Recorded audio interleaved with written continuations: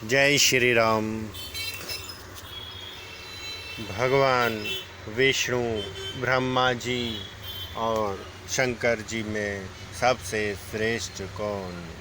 एक बार की बात है, सरस्वती नदी तट पर ऋषि मुनि एकत्रित हुए इस विषय पर चर्चा कर रहे थे कि ब्रह्मा जी, शिव जी और विष्णु जी में सबसे बड़े और श्रेष्ठ कौन हैं।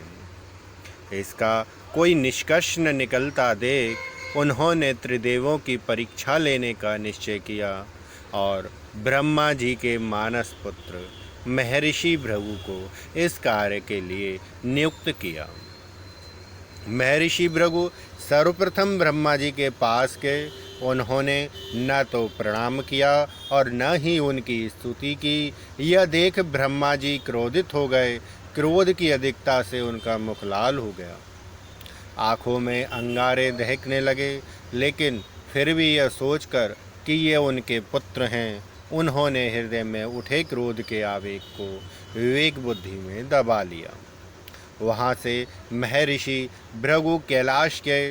देवाधिदेव भगवान महादेव ने देखा कि भृगु आ रहे हैं तो वे प्रसन्न होकर अपने आसन से उठे और उनका आलिंगन करने के लिए भुजाएं फैला दीं।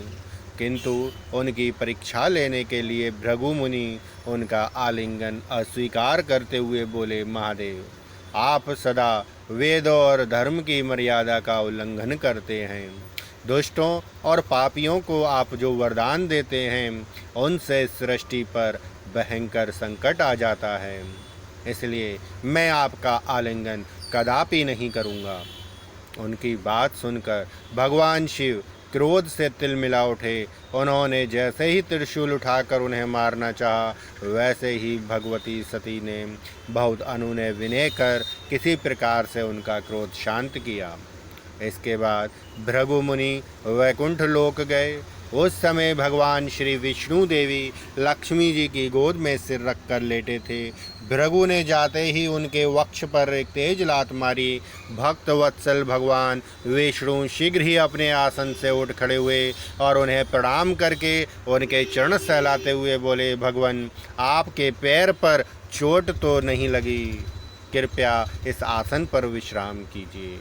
भगवान, मुझे आपके शुभ आगमन का ज्ञान न था, इसलिए मैं आपका स्वागत नहीं कर सका। आपके चरणों का स्पर्श तीर्थों को पवित्र करने वाला है। आपके चरणों के स्पर्श से आज मैं धन्य हो गया। भगवान विष्णु का यह प्रेम व्यवहार देखकर महर्षि भृगु की आँखों से आंसू बहने लगे।